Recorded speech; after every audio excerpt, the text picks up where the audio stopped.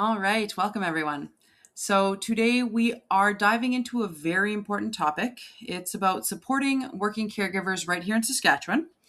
Every one of us either knows a caregiver or is a caregiver ourselves, and understanding the challenges is very crucial.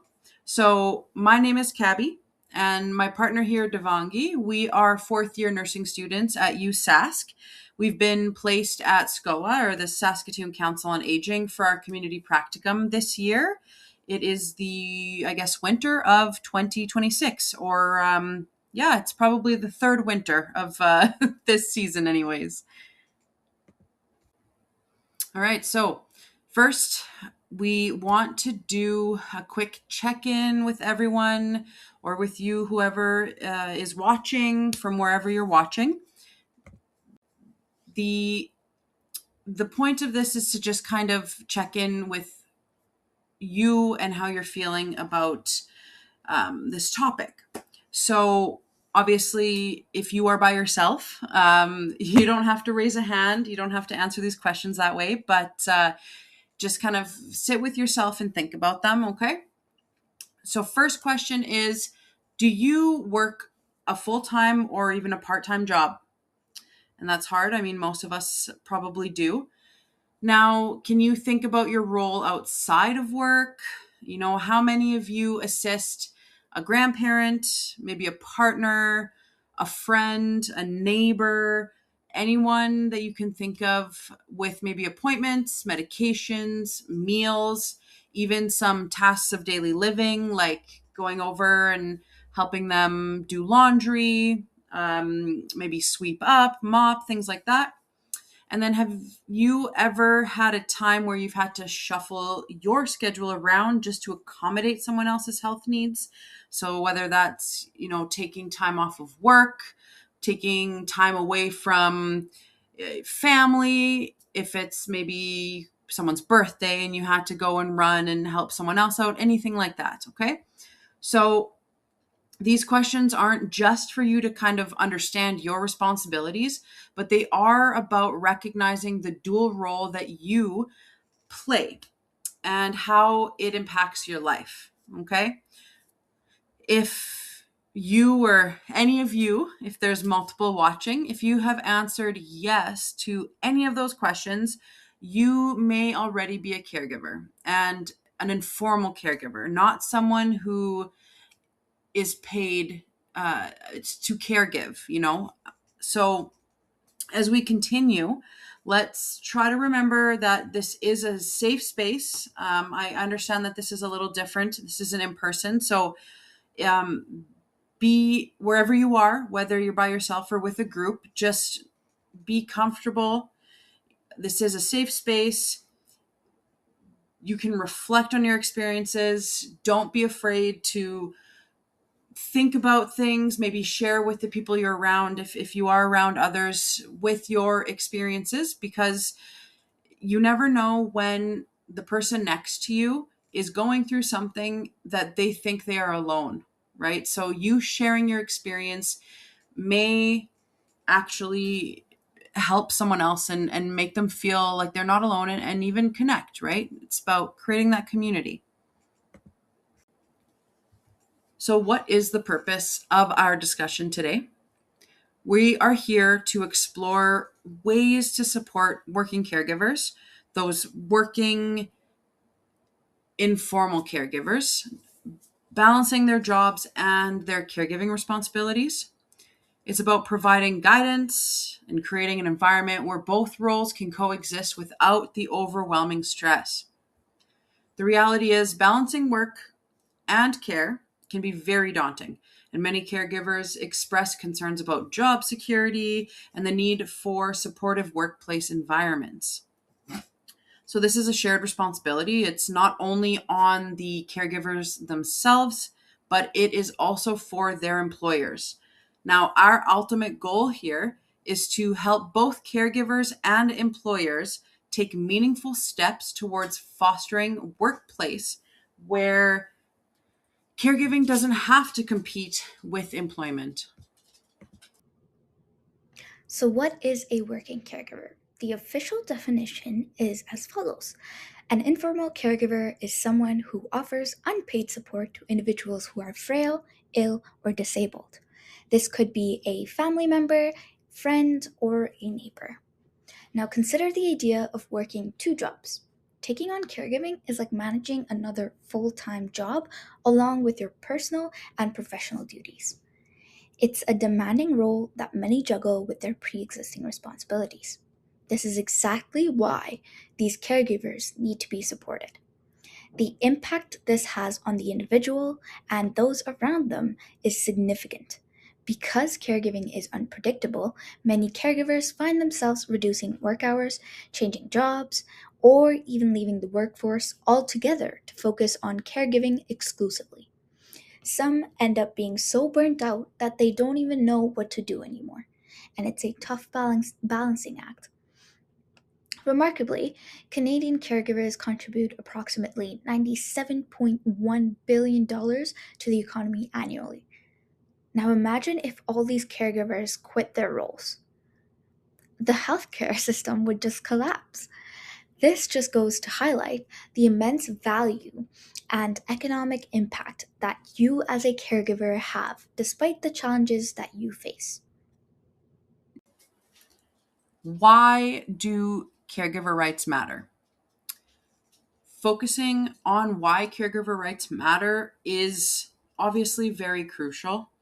It's not just for the caregivers themselves, but for the entire workplace dynamic, wherever it is that they work, right? So, caregiving is both physically and emotionally taxing. Without the right leave or workplace accommodations, burnout can creep in so quickly without even realizing it. And it affects health and job performance. So, ensuring the financial stability is vital. When caregivers have access to benefits like EI compassionate care or maybe a paid sick leave, they are not forced to make the impossible choice between their income and their loved ones. Now, having access to mental health support and employee assistant programs can promote health and dramatically enhance a caregiver's well being. Having clear policies in place helps reduce discrimination. It's essential that caregivers aren't penalized or demoted due to their caregiving status. By understanding these aspects, we can work towards a more supportive and inclusive workplace for caregivers. Let's talk about the importance of transparent communication. It's very, very important to maintain open, honest, and timely conversations with your employer about your caregiving duties and how they might impact your work. This openness and transparency helps in setting realistic expectations and finding solutions together. Now, managing your workload is another key area. Collaborate with your supervisors to prioritize certain tasks and adjust deadlines. Creating clear boundaries between your work and your caregiving duties will help in preventing overexhaustion and leading to burnout. Remember, it's about maintaining a balance between the two rather than choosing one over the other. And let's not forget self care.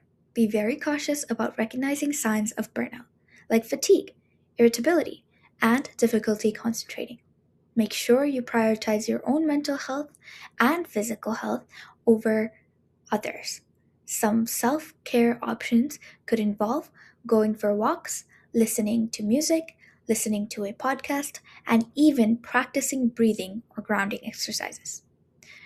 If you can't put your own oxygen mask on first, you won't be able to help others around you. Connect with other caregivers. You aren't the only one. You'd be surprised how many others are in the same boat. Connecting with other caregivers at your workplace or in your community is very beneficial. Sharing the resources that each of you know and advocating for a caregiver friendly workplace and policies can make a world of difference. It's about building a supportive community. So, as we move forward, we'll be looking more into the role of employers. So now we will be switching to a focus that is more around the employers and what they can do to create a supportive environment for caregivers. So it is essential that employers foster a culture of empathy. And this means creating a workplace where caregivers feel comfortable discussing their needs without the fear of penalty or judgment. This kind of supportive culture not only enhances the employee's well being, but it also promotes a more inclusive and productive workplace. So, one crucial aspect of this is training. HR, managers, supervisors, they need to be educated on recognizing the signs of burnout and then understanding the legal rights of a caregiver. Now, with the right knowledge, they can offer better support and guidance to caregivers in the workplace. Another key component is offering flexible work arrangements. Employers can adapt work schedules to accommodate caregiver responsibilities, such as allowing for flexible hours for medical appointments or daily care tasks. Options like telecommuting or working from home on a computer if the job allows for that, or even compressed work weeks, such as working 4, maybe 10-hour shifts in a week, can significantly ease the strain on caregivers. It helps them balance their work and their caregiving duties more effectively. Understanding your legal rights. Understanding your rights is so important to ensure that you can confidently manage both your caregiving responsibilities and your career without costing either. So let's talk about the available resources out there for you. The Saskatchewan Family Caregiver Leave allows up to 12 weeks of unpaid, job protected leave. What this essentially means is that you can focus on taking care of your partner, your parents, your grandparents, your neighbors, whoever they may be, without worrying about losing your job. On the other hand, the Federal Compassionate Care Leave, which is under the Canada Labour Code, provides up to 28 weeks of unpaid leave for caring for a seriously ill family member. Again, this leave is also protected, ensuring you have the support needed during a very difficult and challenging time. Also, remember that when you do return from your leave, your employer is required to reinstate you to either your original or an equivalent position with the same pay and benefits. This job protection is vital for maintaining career stability. This ensures that you are not starting at ground zero every time that you take a leave. Keep in mind, caregivers are safeguarded against unfair treatment in hiring and promotions by the Canadian Human Rights Act and Saskatchewan's Human Rights Code. This ensures fairness and equality in the workplace. Steps to resolving workplace disputes. You can contact the Saskatchewan Labour Relations Board, which is responsible for handling disputes related to caregiving leave and workplace accommodations. They act as a pivotal resource in ensuring your rights are protected. If discussions stall, consider mediation services. This involves a neutral third party who can facilitate a voluntary, confidential agreement between you and your employer without resorting to any legal actions. Should mediation not yield a satisfactory outcome, you have the option to file a formal complaint through employment standards agencies. These agencies are equipped to address issues when other methods have not resolved the dispute. Lastly, if necessary, seek legal assistance. Employment lawyers are experienced in providing advice or taking legal action if other resolution avenues have been exhausted. And a very simple thing, figure out if you're unionized. They can be a very big support to be allied with. Remember, these steps are here to empower you in navigating disputes, ensuring your rights as a caregiver are upheld. Although, if it does come to such a point, it is best to reach out to the caregiving center first. When discussing key resources, it's important to highlight how these organizations can significantly benefit caregivers on their journey. The Saskatoon Caregiver Information and Support Center at SCOA offer a variety of support resources, such as workshops and support groups, which can be incredibly valuable for learning and emotional support. You can call them for information at the number seen on the screen. It is a crucial resource for immediate assistance. Some specialized organizations, such as the Alzheimer's Society of Canada, specifically provides resources for support for those dealing with dementia care. It's a vital resource for both educational material and community connection. Additionally, the Canadian Care for Caregiving Excellence focuses on advocacy and policy, helping to shape the caregiver landscape for the betterment of all caregivers. So we also have the Saskatchewan Health Authority and CARES Canada. So the SHA is a vital resource for caregivers, offering a range of supports. These include training and education materials that help caregivers develop effective strategies for managing their responsibilities. They also provide access to support groups, which can be a lifeline for many, offering emotional support and the opportunity to share experiences with others in their similar situation. The SHA gives valuable information on health services, medical support, and connections to community services, ensuring that caregivers have a comprehensive support system. Now, Carers Canada play a pivotal role on a national level. This coalition focuses on advocacy and runs national awareness campaigns to increase recognition and support for caregivers across Canada.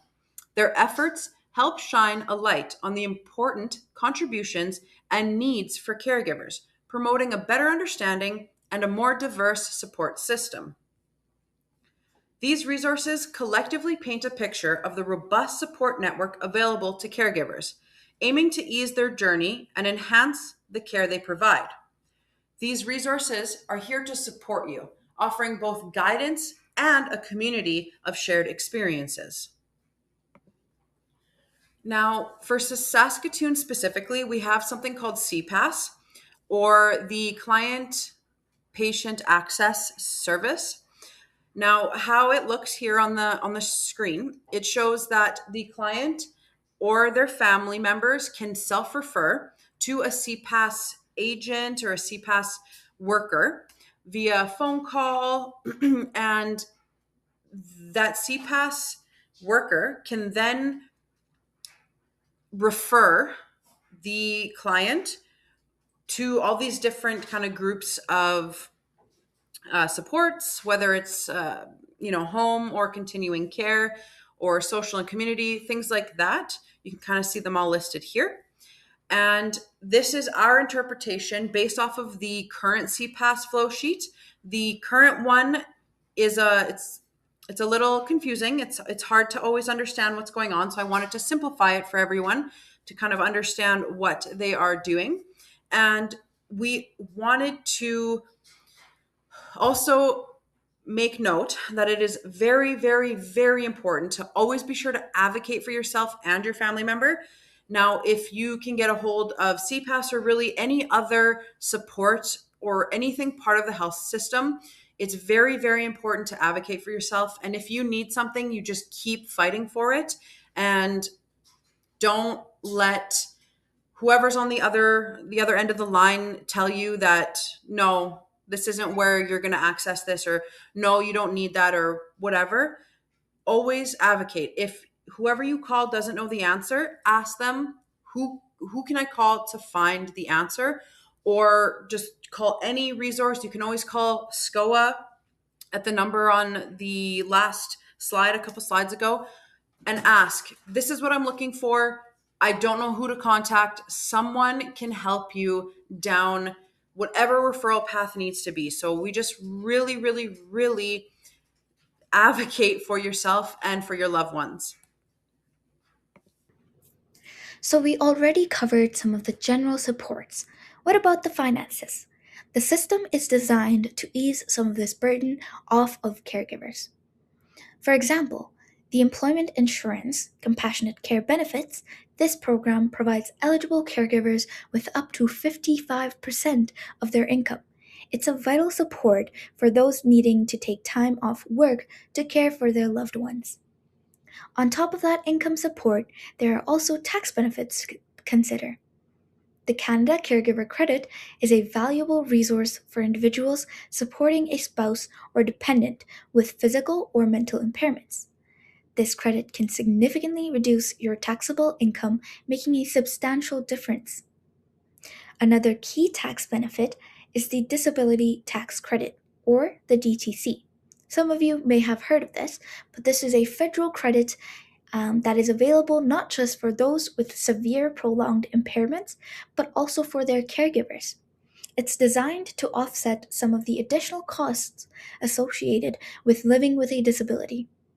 Overall, these financial supports are here to help caregivers manage their responsibilities without undue financial strain.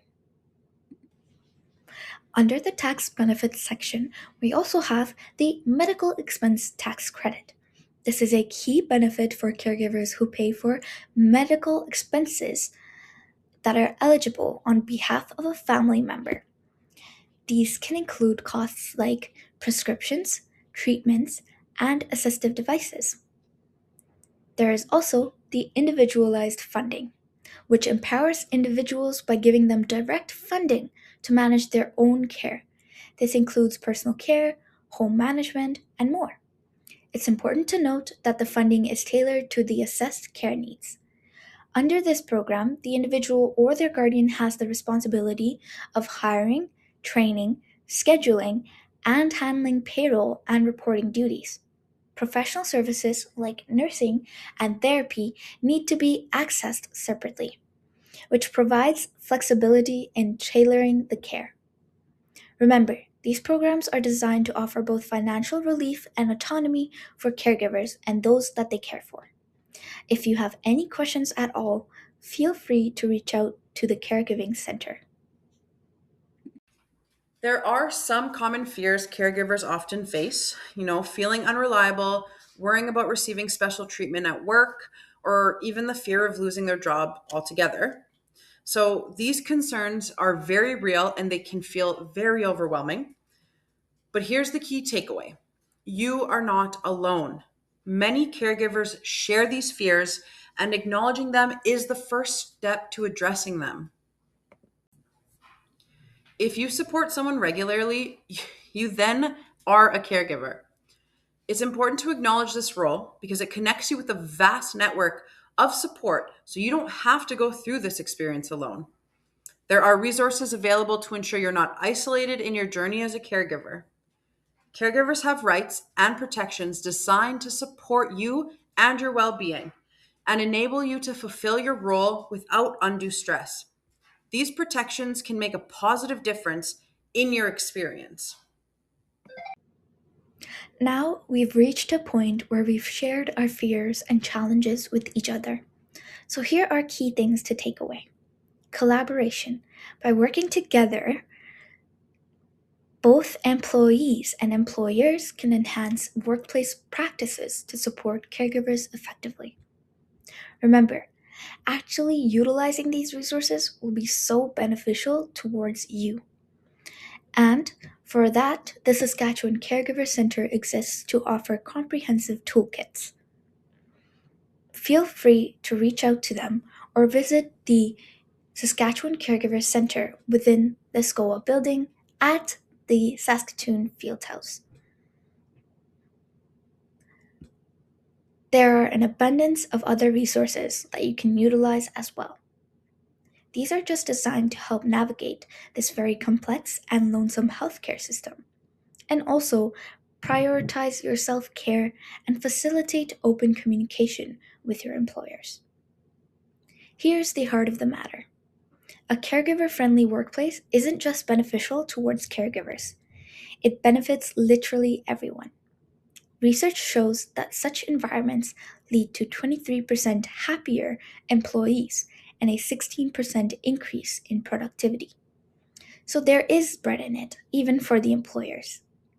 As we wrap up, think about how you can contribute to creating a more supportive workplace. Remember, this isn't just about policies, it's about fostering a culture of empathy and understanding. So let's work together to make this today's reality. All right, so we have reached the end. I know that whoever's watching from wherever you're watching, you can't ask us questions directly, but we do want to let you know that if this is posted on YouTube, if you're watching it there, if you're watching it on the SCOA website, wherever you're watching this, you can call SCOA, the Saskatoon Council on Aging, and ask them some questions, ask them any questions about this PowerPoint or any other questions you have related to caregiving or anything you can think of. If you're not sure, give them a call, tell them what your question is, and someone will refer you to the right place.